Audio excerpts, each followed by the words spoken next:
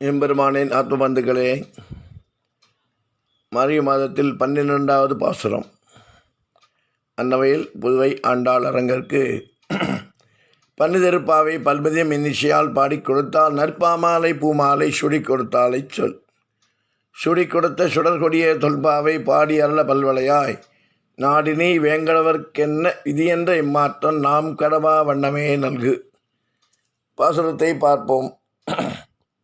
கனைத்திலன் கற்றெருமை கன்றுக்கு இறங்கி நினைத்து மலைவழிய நின்றுபால் சோர நனைத்தில்லம் சேராக்கும் நற்செல்லம் தங்காய் பனித்தலை வீடனின் வாசல் கடை பற்றி சினத்தினாத்தின் இலங்கை கோமானை சற்ற மனத்துக்கினியானே நீ பாடுவோம் நீ வாய்திரவாய் இனித்தான் எழுந்திரா ஈதன்ன வேறொரக்கம் அனைத்தில்லத்தாரும் அறிந்தேலோ எம்பாவாய்.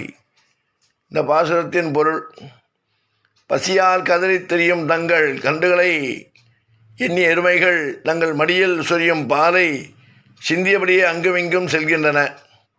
அவை சொரிந்த பால் இல்லத்து வாசல்களை சீராக்குகின்றது.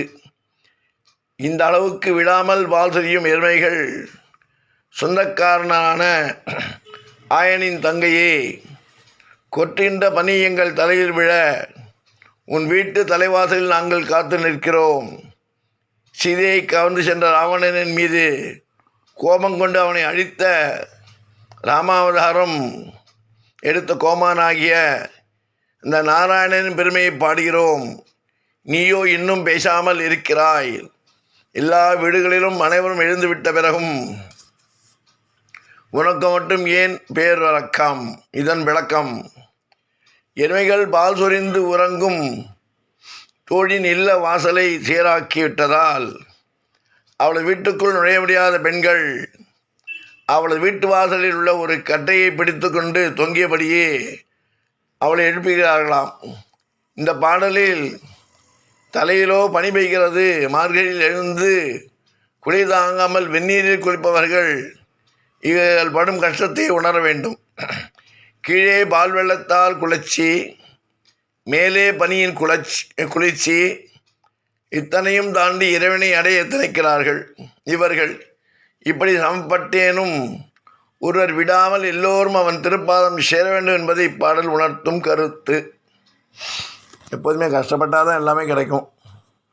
கஷ்டப்படாமல் எதுவும் கிடைக்காது. கஷ்டப்பட்டு கிடைக்கிறது என்றைக்குமே நம்ம மனசு நெருக்கும், வாழ்க்கையிலையும் நமக்கு பெரும் துணையாக உறுதுணையாக வழிகாட்டியாக நிற்கும் என்பதை ஆண்டாலும் இந்த பாசுரத்திலிருந்து நாம் புரிந்து கொள்ள முடிகிறது. கோதை பிறந்தவோர் கோவிந்தன் வாழுமோர் ஜோதி மணிவாரன் தோன்றுமோர் நீதியார் நல்லவத்தர் வாழுமோர் நான் மறைகள் ஓதுமோர் வில்லிபுத்தூர் வேதக்கோனூர் பாதகங்கள் தீர்க்கும் பரமன் அடிகாட்டும் வேதம் அனைத்துக்கும் வித்தாகும். கோதை தமிழ் ஐயைந்தும் இந்த மரியாத மானிடரை வையம் சுமப்பது மும்பு திருவாடிப்புறத்து ஜகத்துரைத்தாள் வாழியை திருப்பாவை 30 செப்பினாள் வாழியை பெரியாழ்வா பெற்றெடுத்த பெண்பிள்ளாய் வாழியை பெரும்பூதூர் மாமுனிக்கு பின்னானால் வாழியை 143 உரைத்தாள் வாழியை உயர் அரங்கக்கே கனி உகந்ததித்தாள் வாழியை மறுவாரும் திருவள்ளி வடநாடு வாழியை வன்புதுவை நகர்கோதை ஆண்டாளின் திவ்ய மலர்பதங்கள் வாழிய வாழிய வாழியவே. ஸ்ரீ மகாலட்சுமி பிராட்டியாரின் கடைக்கன் பார்வை. இது எவர் மீது படுகிறதோ அவருடன் 7 பேர் நான் நீ என்று போட்டி போட்டுக்கொண்டு வருவார்கள் என்று குணரத்ன கோஷத்தில் சொல்லியிருப்பதை சொன்னோம். அந்த 7 பேர் யார் யார் என்று பார்ப்பதற்கு முன்பாக குணரத்ன கோஷத்தை எழுதிய பராசர பட்டர் அவரை பற்றி நாம் தெரிந்து கொள்ள வேண்டும். காஞ்சிபுரத்திலிருந்து சுமார் 10 கிலோமீட்டர் தொலைவில் உள்ள கூரம் என்ற கிராமத்தில் தன் மனைவி ஆண்டாளுடன் வாழ்ந்து வந்தார் கூரத்தாழ்வார். ராமானுஜரை விட 7 ஆண்டுகள் மூத்தவரான கூரத்தாழ்வாருக்கு இரட்டையராக பிறந்த 2 பிள்ளைகளில் மூத்தவர் பராசர பட்டர், அடுத்தவர் வியாசபட்டர். இந்த கூரத்தாழ்வார் மகாலட்சுமி கடாட்சத்தினால் எல்லா விதமான ஐஸ்வர்யங்களையும் பெற்றிருந்தார். தாம் பெற்ற இந்த ஐஸ்வர்யத்தை கொண்டு வருகின்ற பாகவதற்கெல்லாம் ததிகாராதனம் போட்டு சாப்பாடு போட்டு செய்வித்து அனுபவிப்பதை வழக்கமாக கொண்டிருந்தார். ஒவ்வொரு நாளுமே இந்த ததி ஆராதனை வைபவம் நடைபெறும் தங்கத்தினால் ஆன அவருடைய வீட்டு கதவுகளில் தங்கமணி, வெண்கல மணி போன்றவை பொருத்தப்பட்டிருக்கலாம். ஒரு நாள் இரவு 10:30 மணிக்கு காஞ்சிபுரம் வரதராஜ பெருமாள் கோயிலில் அர்த்தசாமை பூவை முடிந்து பெருமாளும் தாயாரும் பள்ளியறைக்கு எழுந்தள்ளி கோயிலின் நடை கூட சாத்தப்பட்டு விட்டது. அப்போது எங்கேயோ கதவு சாத்தப்படும் ஓசையும் அதனால் ஏற்பட்ட மணி ஓசையும் பள்ளியறை இருந்த பெருமாளுக்கும் தாயாருக்கும் கேட்டது. மணி ஓசையை கேட்ட பெருந்தேவி தாயார், யாருடைய வீடோ ரொம்ப பெரிதாக இருக்கும் போல இருக்கிறது, ரொம்ப பணக்காரனாக இருப்பார் போல இருக்கிறது, அவர் வீட்டு வாசல் கதவை இவ்வளவு தாமதமாக மூடுகிறாரே, நாமே நம்முடைய உற்சவம் எல்லாம் முடிந்து கதவை சாத்தி கொண்டோம், ஆனால் இன்னும் யாரோ ஒருவர் இதுவரை ததியாராதனம் செய்துவிட்டு இப்போதுதான் கதவை சாத்துகிறாரே, அவர் யாராக இருக்கும் என்று வரதராஜ பெருமாளிடம் கேட்கிறார். அதுக்கு வரதராஜ பெருமாள் சொல்கிறார், தேவி, அவர்தான் கூறத்தாழ்வார், அவர் நிரம்ப ஐஸ்வர்யம் உள்ளவர், அவருடைய செல்வத்தின் அளவை நம்மால் கணக்கிடவே முடியாது. ஒவ்வொரு நாளும் அவர் எத்தனை பேருக்கு சாப்பாடு போடுவார் தெரியுமா? ஒவ்வொரு நாளும் காலையில் தொடங்கும் ததியாராதனம் நள்ளிரவு வரை நடைபெறுவது வழக்கம். பெருந்தேவி தாயார் வரதராஜ பெருமானை இப்படி பேசிக்கொண்ட போது வெளியில் நின்று கொண்டிருந்த அடியாரின் காதுகளில் விழுந்தது. காஞ்சிபூர்ணர் என்ற பெயர் கொண்ட அந்த அடியார் பூவிருந்தவல்லி சேத்திரத்திற்கு சேர்ந்தவர். அவர் தினமும் காஞ்சிபுரத்திற்கு சென்று வரதராஜ பெருமாளுக்கு திருவாலவட்ட கைங்கரியம் விசிறி விசுறுதல் செய்பவர். பெருமாளும் தாயாரும் இப்படி பேசிக்கொண்டிருந்ததை கேட்டார். மறுநாள் கூறத்தாழ்வாரை சந்தித்த போது, ஆழ்வாரே, நீ பெரிய செல்வந்தராமே, நேற்றிரவு முடிய சொத்து மதிப்பை பெரியவர்கள் கணக்கு பார்த்து கொண்டிருந்தார்களே என்று கூறினர். அவர்களை பொறுத்தவரை பெரியவர்கள் என்றால் அந்த காஞ்சி வரதராஜ பெருமாளும் பெருந்தேவி தாயாருமே குறிக்கும். இவர் இப்படி நம்மிடம் சொன்னால் நாம இருந்தால் என்ன செய்திருப்போம்? பெருமைத்தால் பூரித்து போய் சிரித்து கொள்வோம். ஆனால் கூறத்தாழ்வா என்ன செய்தால் தெரியுமா? அடியனுக்கு பக்தி உண்டு, பிரேமை உண்டு, வைராக்கியம் உண்டு என்றெல்லாம் பெரியவர்கள் பேசிக்கொள்ளலாம்.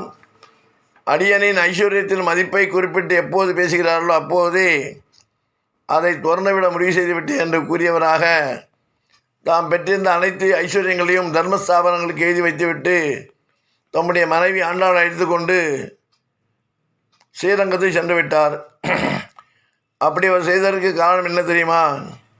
அவன் பெரிய பணக்காரனாக இருந்தால் பெருமாள் அவனை கைவிட்டு விடுகிறார்.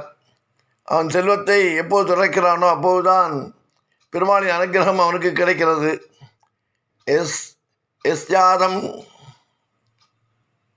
அனுக்கிரகணம், யாரை கடாட்சிக்க வேண்டும் என்று நான் ஆசைப்படுகின்றேனோ தஸ்மித்த மராம்யகா, அவருடைய சொத்தை நான் உடனே அபகரித்து விடுவேன் என்று சொல்லியிருக்கிறார். திருமங்கையாழ்வார் அகோபிலம் திருத்தலத்தில் அருள்புரியும் லட்சுமி நரசிம்மனை எழுந்துரைக்கும் மாலோல நரசிம்மனை மங்களாசாசனம் செய்யும்போது இப்படி பாடியிருக்கிறார். அனைத்த பேழ்வாய் வாழையிற்றோர்க்கு கோளரியாய் அவனன் மறைத்த செல்சா தெரிந்த பூசல் வன்தூடி வாய்கடுப்ப சிலைக்கே வேடவதரிப்பார சிங்கவேல் குன்றமே.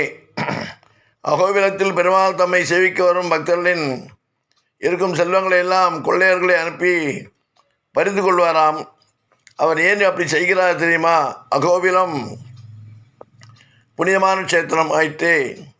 இந்த க்ஷேத்திரத்தை பற்றி திருமங்கையாழ்வார் என்ன பாடியிருக்கிறார் என்று அதற்கு ஒரு விளக்கம் சொல்ல வந்த அந்த பெரியவாச்சாரன் பிள்ளைக்கு ஆதங்கம் ஏற்பட்டது. நம்முடைய ஆதங்கத்தை பெருமாளிடம் முறையிட்டார். பெருமாள் அவரை சமாதானப்படுத்துவது போல் கையில் பொருளுடன் அவர் என்னை சேவிக்க வரும்போது பெருமாளுக்கு சமர்ப்பிக்க தன்னிடம் பொருள் உள்ளது என்று எண்ணம் தோன்றும். அது அகங்காரத்தை குறிக்கும் என்பதால் தான் அந்த பொருளை அபகரித்துக் கொள்கிறேன். அப்போதுதான் அவருக்கு என்னுடைய அருள் கிடைக்கும் முழுதுமாக என்றாராம். இதைத்தான் திருமங்கை ஆழ்வார் சிலைக்கே வேடா தெரிப்பராத சிங்கவேள் குன்றமே என்று பாடியிருக்கிறார். அப்படி என்றால் அகோபிலம்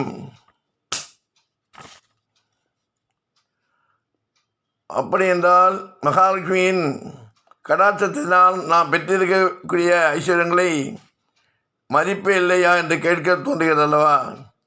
மகாலட்சுமியின் கடாட்சத்தினால் நாம் பெற்றிருக்க வேண்டிய செல்வங்களை சாஸ்திரங்களில் சொல்லியிருக்க தர்ம முறைப்படி பயன்படுத்தினால் அதுவே மகாலட்சுமியின் கடாட்சத்தினால் நாம் பெறக்கூடிய நிறைவான ஐஸ்வர்யமான புருஷார்த்தம் என்கிற மோட்ச நிலையை நாம் அடையலாம். மகாலட்சுமி கடாட்சத்தினால் நாம் அடைந்திருக்கக்கூடிய செல்வத்தை அன்பும் மறையும் அறனும் உடைத்தாய் நெல்வாழ்க்கை பண்பும் பயனும் அது என்று திருக்குறளில் சொல்லி அதன்படி பயன்படுத்த வேண்டும்.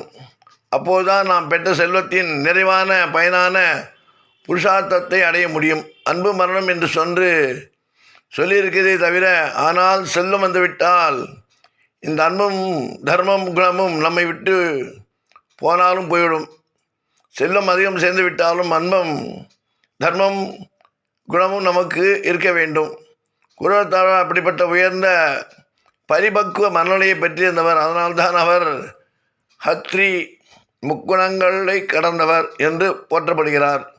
தர்ம அர்த்த காம என்னும் மூன்றையும் தொடர்ந்து மோட்சத்தில் மட்டுமே விருப்பம் கொண்டவராக இருந்தபடியால் தான் தாம் பெற்றிருந்த செல்வத்தை குறித்து பெருமாளும் தாயாரும் பேசிக்கொண்டதாக கேட்ட உடனே தாம் பெற்றிருந்த செல்வம் அனைத்தையும் பிறந்து ஸ்ரீரங்கம் சென்று விட்டார்.